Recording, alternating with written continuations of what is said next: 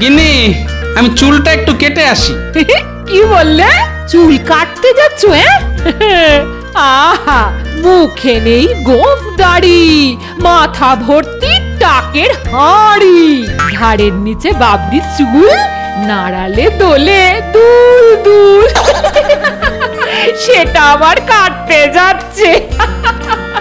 আহা, একটা শুভ কাজে যাবার সময় টাক নিয়ে টিপ্পনি কেটো না তো।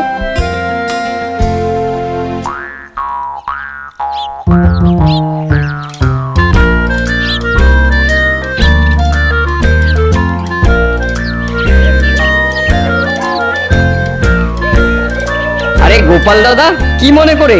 এই কদিন ধরেই আসবো আসবো করছিলাম, দেখো না চুলটা না বড্ড বেড়ে গেছে গো, একটু কেটে দাও দেখি। যাই টক করে চুলটা কেটে আর গোফটা ছেটে আসি। কৈলাস, আমার চুলটা একটু কেটে দে দেখি। এই তো গোপাল দাদার হয়ে গেছে, এবার আপনারটা ধরবো। বাহ, চমৎকার হয়েছে। সত্যি তোমার হাতের কি গুণ গো, হ্যাঁ? বয়সটা যেন 10 বছর কমে গেল। তাহলে আসি ভাই।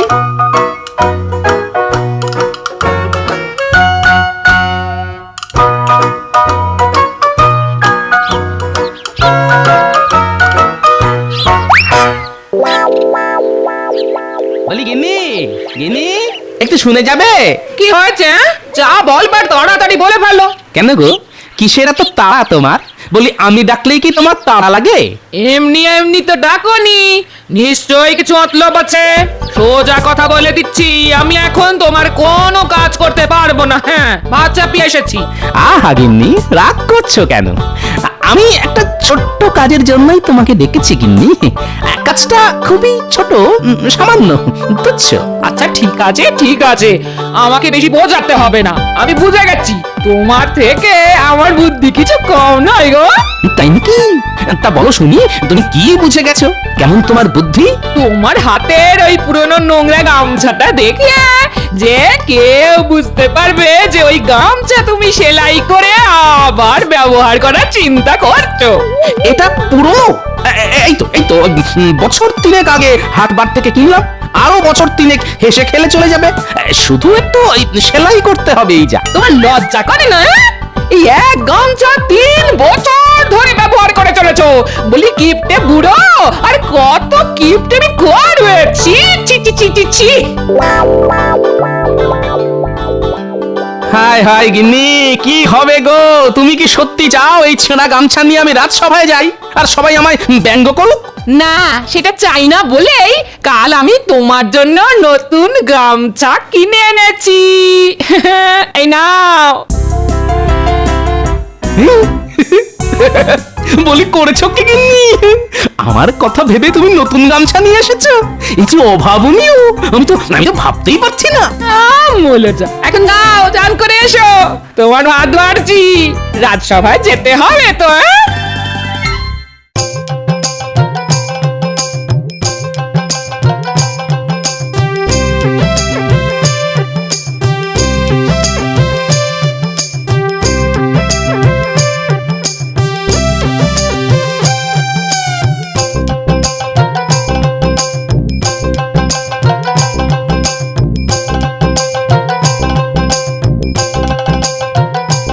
এই দেখুন মহারাজ, এটি আমার গিন্নি আমাকে উপহার দিয়েছে। বাহ বাহ বাহ, চমৎকার গামছা গোপাল। তোমার গিন্নির নজর কিন্তু বেশ উঁচু দরের। ঠিক বলেছেন মহারাজ, এটি অত্যন্ত উন্নত মানের গামছা, এর কাপড়ও খুব ভালো। মহারাজ, সত্যি এর থেকে আর ভালো উদ্ভাবনীয় আবিষ্কার হয় না। কি সাংঘাতিক! অতি সুন্দর গামছা গিন্নি দিল গোপালকে, গোপাল বেজায় খুশি, দেখিয়ে বেড়ায় সকলকে।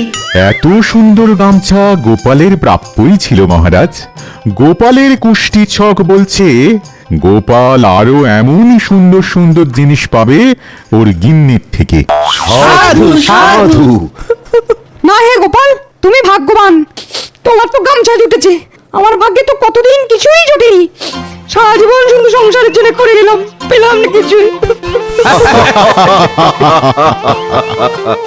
গোপাল, তোমার এত সুন্দর মন, এটাই আমার না খুব ভালো লাগে। তুমি আর তোমার গিন্নি নাতি নাতনিদের নিয়ে মহানন্দে থাকো, আর এটাই আমি সব সময় চেয়ে এসেছি। আপনার ভালোবাসায় আমি কৃতজ্ঞ মহারাজ। এটা কি হলো? গোপালকে নিয়ে মস্করা করার জায়গায় গোপাল এত প্রশংসা পেয়ে গেল, তা আবার মহারাজের মুখ থেকে। দাঁড়াও, আমিও কাল দেখাচ্ছি কি করে দারুণ প্রশংসা আদায় করে নিতে হয়। গোপাল কাল গামছা দেখালো, আর আমি এই ভীষণ সুন্দর রূপতে বাঁধানো লাঠি মহারাজকে দেখিয়ে সবার প্রশংসা আদায় করে নেব। একা গোপাল খালি প্রশংসা পাবে, তা কি করে হয়?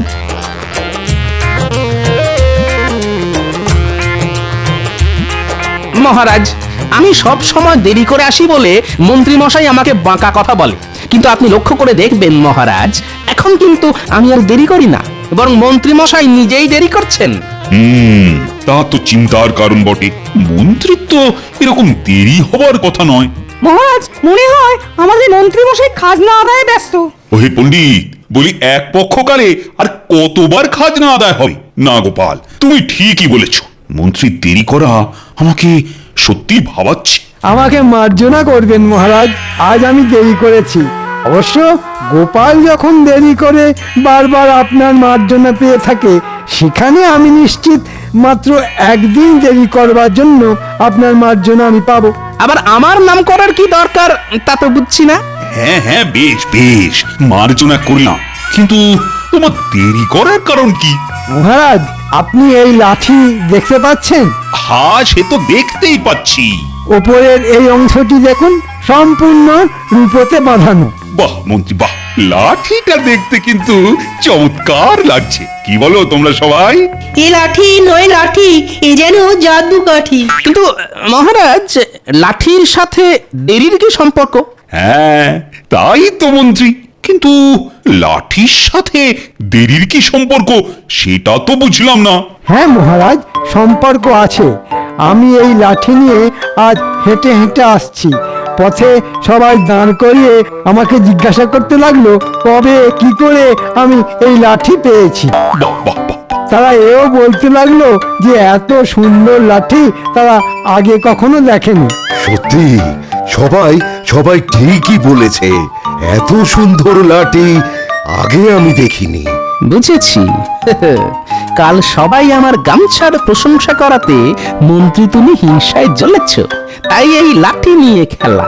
দাঁড়াও, এবার শুরু হবে আমার খেলা।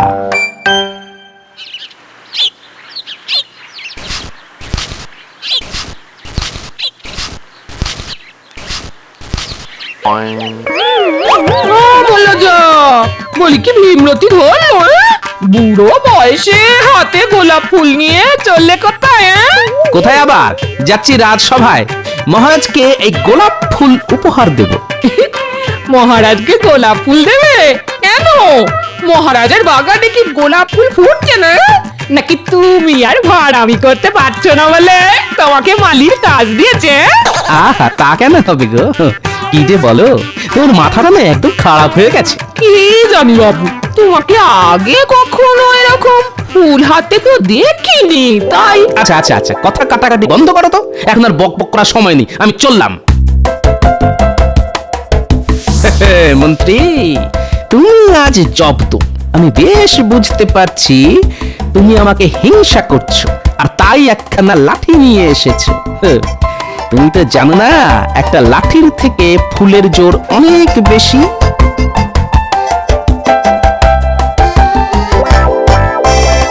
এটা কি হলো? গোপাল কি মহারাজকে গোলাপ ফুল উপহার দেবে নাকি? সর্বনাশ! মহারাজ তো আনন্দে গোপালকে অনেক আশীর্বাদ করবে। না, এটা কিছুতেই হতে দেওয়া যায় না। আমি আসছি গোপাল, হ্যাঁ।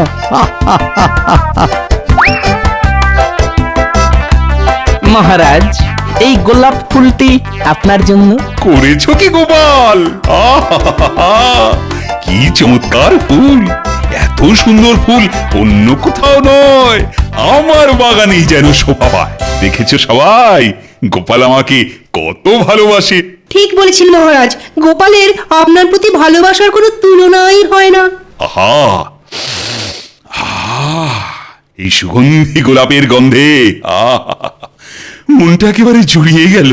আর আমার আস্ত টব শুদ্ধ গোলাপ গাছের গন্ধে আপনার প্রাণ জুড়িয়ে যাবে মহারাজ। হ্যাঁ, গোলাপ গাছের কোনো গন্ধ হয় না মন্ত্রী মশাই, গন্ধটি আসে ফুল থেকে। ঠিক গোপাল ঠিক। দেখুন মহারাজ, এই গাছে কত গোলাপ ফুটে রয়েছে, এতে গোপালের ওই গোলাপ ফুলের থেকে গন্ধ আরো বেশি। আপনার জন্য এনেছি মহারাজ। বেশ মন্ত্রী বেশ, তুমি দেখছি আমাকে খুব ভালোবাসো, গোপালের থেকেও বেশি ভালোবাসো, আমি বেশ বুঝতে পারছি। কি ভয়ঙ্কর হিংসা! নিশ্চয়ই আমাকে পথে গোলাপ ফুল হাতে হাঁটতে দেখেছিল। ঠিক আছে,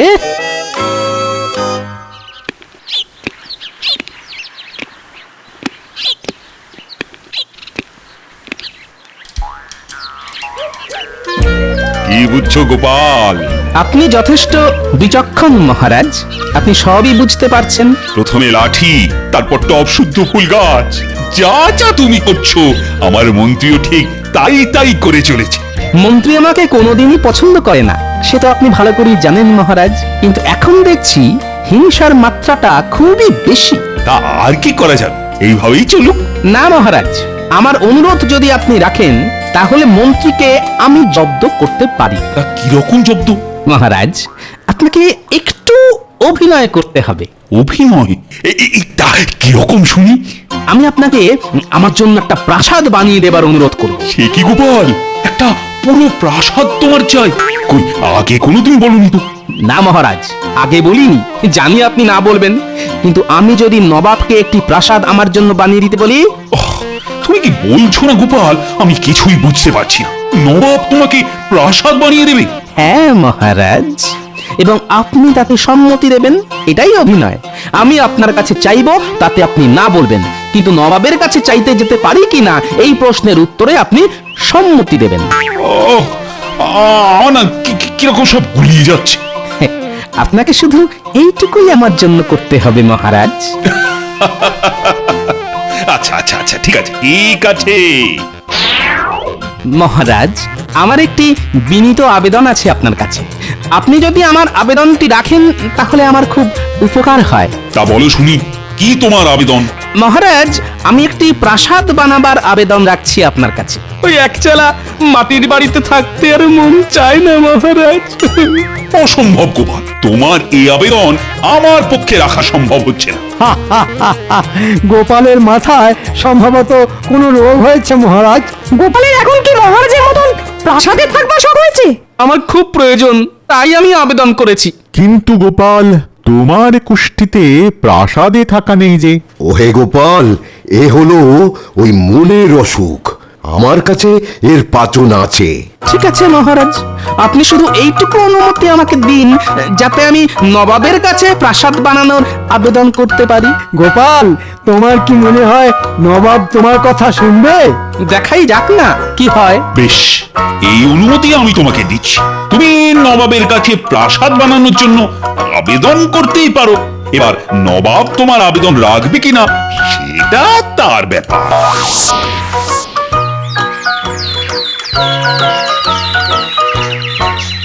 চললাম গিন্নি, একটু দেখে শুনে থেকো কদিন। চললে মানে কোথায় যাচ্ছ? যাই একটু হাওয়া বদল করে আসি। দেখো দেখো দেখো, এই সকাল সকাল এইরকম হিয়ালি আমার একদম ভাল লাগছে না। আরে বাবা, নবাবের কাছে যাচ্ছি। হ্যাঁ, নবাবের কাছে? মানে সেই মুর্শিদাবাদ? নবাবকে একটি প্রাসাদ আমার জন্য বানিয়ে দিতে বলি। বলে তোমার মাথাটা কি একদম খারাপ হয়ে গেল গো? এবার এবার নবাব যখন ক্যাক করে ধরবে না তখন বুঝবে কে যে কাকে ধরবে সেটা ঠিক সময়ে জানতে পারবে।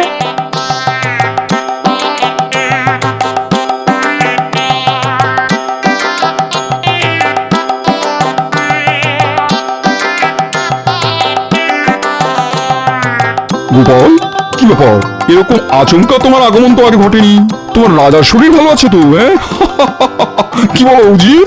আগে হ্যাঁ জাহাপনা, গোপাল নিশ্চয়ই কোনো আবেদন নিয়ে এসেছে। আবেদন কিরকম শুনি গোপাল, বলো দেখি। হ্যাঁ নবাব বাহাদুর, আমার আবেদন হলো আপনি আমাকে একটা প্রাসাদ বানিয়ে দেবেন, আমি সেখানে থাকবো। গোপালের ইচ্ছে হয়েছে প্রাসাদে থাকবে, বাহ, শক্ত মন্দ নয়। তা কৃষ্ণচন্দ্র তোমাকে অনুমতি দিয়েছে গোপাল? হ্যাঁ হুজুর, আমি মহারাজের অনুমতি নিয়েই এসেছি। বেশ বেশ বেশ, আমি তোমাকে প্রাসাদ বানিয়ে দেবো, কিন্তু একটা শর্তে। শর্ত? হ্যাঁ শর্ত, সেই প্রাসাদ বানানোর খরচা তোমাকে কিন্তু সুদে আসলে দিতে হবে। একেবারে দিতে পারবে না জানি, তাই প্রতি মাসে মাসে দিতে হবে। বলো রাজি? রাজি হুজুর, রাজি রাজি। তবে প্রতি মাসে ঠিক কত মূল্য দিতে হবে সেটা বললে খুব ভালো হয়। খাজাঞ্চি, মূল্যের পরিমাণ কত হতে পারে? আগে মানে হুজুর, গোপাল যদি প্রতি মাসে মাসে দেয় তাহলে এক মাসের মূল্য হবে 300 মোহর। হ্যাঁ, কি গোপাল পারবে? নবাব বাহাদুর, প্রাসাদ বানানো শেষ হবার ঠিক 6 মাস পর থেকে আমি দিতে পারবো। আগে কিছু টাকা পয়সা জমিয়ে নিই, প্রতিদিন 10 মোহর করে মাসে 300 মোহর দিতে পারবো। 6 মাস? কিন্তু এই 6 মাস কি হবে?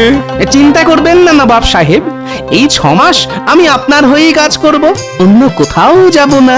বাবা বাবা, এই তো সুযোগ, এই হাতছাড়া করা যাবে না। গোপালের বুদ্ধি এবার থেকে আমার হয়েই কাজ করবে। বেশ, তোমার প্রস্তাবে আমি খুশি, তুমি আমার হয়েই কাজ করবে। হ্যাঁ মন্ত্রী, এবার তুমি জব্দ হবে।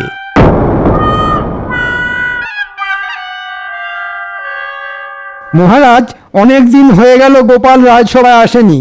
এরকম তো দিনের পর দিন চলতে পারে না। আজ সকালেই আমার কাছে গোপালের একটি পত্র এসেছে, আর তাতে গোপাল জানিয়েছে তার প্রাসাদ নবাব বানিয়ে দিয়েছে, সে এখন সেই প্রাসাদেই থাকছে। হ্যাঁ, কিন্তু এ কি করে সম্ভব হলো মহারাজ? একজন লোক রাজসভার কোনো কাজ না করে প্রাসাদে বসে আছে। নবাব গোপালের কথায় যদি খুশি হয়ে প্রাসাদ বানিয়ে দেয়, আমার তো কিছু বলার নেই। গোপাল রাজপ্রাসাদে, নবাব পড়বে ফেসাদে।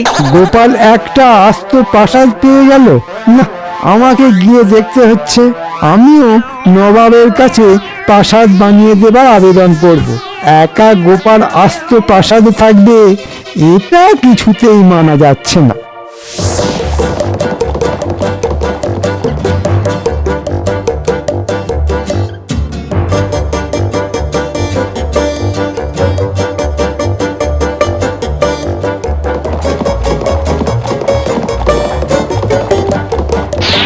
চমৎকার, আরাম করে বসে আছো। কি মনে হচ্ছে নিজেকে মহারাজ? মন্ত্রী মশাই যে, না আমি মহারাজ হতে যাব কেন, আমি তো গোপাল, গোপাল ভাঁড়। রাজসভায় না এসে এখানে প্রাসাদে বসবাস করা হচ্ছে, তা কিভাবে এলো এই প্রাসাদ শুনি? কিভাবে এলো সে তো অনেক কথা, তবে এটুকুই বলতে পারি সবই নবাবের করুণা। আমি এখন নবাবের সভা অলঙ্কৃত করছি। ঠিক আছে, তাহলে আমি চললাম নবাবের কাছে।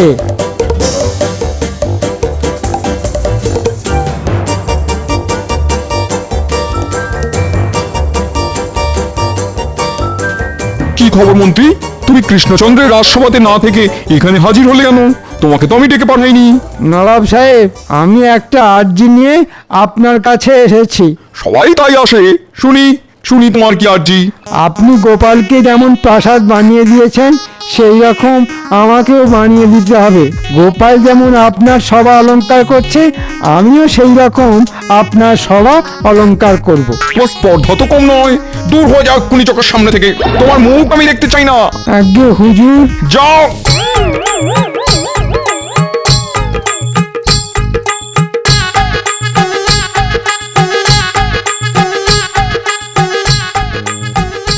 কি মন্ত্রী মশাই, নবাব আপনাকে প্রাসাদ দিল না? নিজে এখন প্রাসাদে অনেক বড় বীর হনুমান হয়ে গেছো। তবে শুনে রেখো, আমি কিন্তু কৃষ্ণনগরের মন্ত্রী, আর তুমি একটা ভাঁড়। আমার আপনার মতো অত হিংসা অহংকার নেই মন্ত্রী মশাই, আমি এক কথায় এই প্রাসাদ মুক্ত হস্তে দান করে দিতে পারি। বাবা, তাই নাকি? তা এতই যখন দরদ, তাহলে আমাকে দাও না দেখি, তুমি কত বড় দাতা। বাহ, এই তো সুযোগ। দাঁড়ান মন্ত্রী মশাই, আমি নিচে আসছি।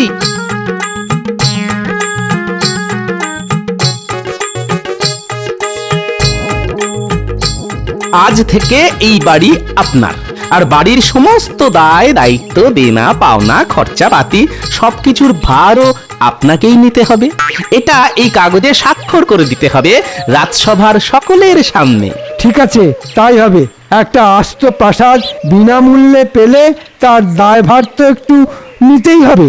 শুধু একটু আধটু না মন্ত্রী মশাই, পুরোটাই। আচ্ছা ঠিক আছে, নেব নেব, সব দায়িত্ব নেব।